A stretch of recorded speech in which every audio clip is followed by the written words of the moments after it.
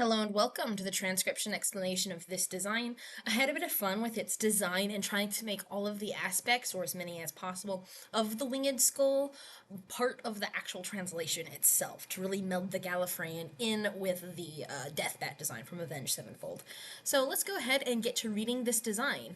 You start reading at the bottom and you go counterclockwise, like a time traveler going back in time. And I even have a little nod to the start marker shape of this curvy part of the bottom half of the jaw linking into our first word here. And here is our first word, like I kind of noted, and starting at the bottom going counterclockwise, we have a circle that crosses the line of our word circle, and that makes it TH, because we're in the bottom row, and then we're in the very first column.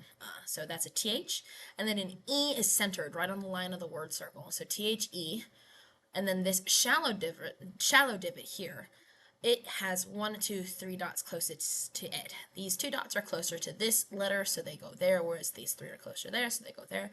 So that would be an R.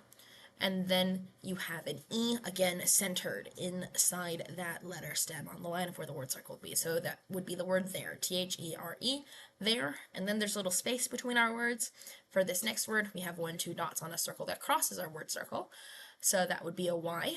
And then our O is internal. It's floating inside of our word circle. So that's the O. And then this U has a line going outwards away from our word circle. And this blends in to become part of the wing. And then we have these 2 parallel lines going outwards from our word circle. And that's the apostrophe before the double letter for the double L. So Y-O-U apostrophe double L is Yule. And then we have another kind of space here. And these next 2 words are done as their own independent word circles and blending more into the features of the skull. So it's there, Yule, and then this big word circle here is a bit skewed and twisted to get kind of like that framework around the jaw, kind of like at the temporal bone here. And we have this deep divot, this horseshoe shape here. And I definitely start breaking the confines of what is typical in the script to get this design. But we have that deep divot horseshoe shape here. And on it there are 1, 2, 3 lines attached to it. The line that makes the lower jaw, the line that makes the nose, and the line that makes the upper jaw.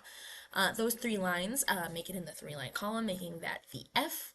And this I, making the brown line, has a line going inwards towards the center of our word circle, so Fi, and then this N is a floating full circle inside our word circle, and it has 1 line making the top part of the wing here. So there's the N, and then this deep divot here has 3 dots making the D. And then this last word circle here is more like a word arc. It's kind of abstract, but I wanted it to be less, just a round circle and what would be oblong for that view, that effect that I'm trying to get with the skull here. But here's our word circle, and this circle has 1, 2, 3 lines attached to it, so that would be the M. We're in a floating circle with 3 lines. And then this crosses our word circle line here and is the letter E because it's a centered vowel on the line of the word circle.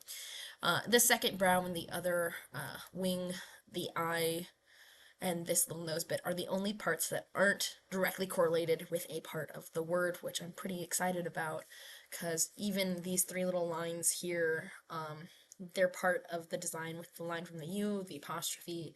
So yeah, I'm quite happy with how blended this design is with the skull shape itself.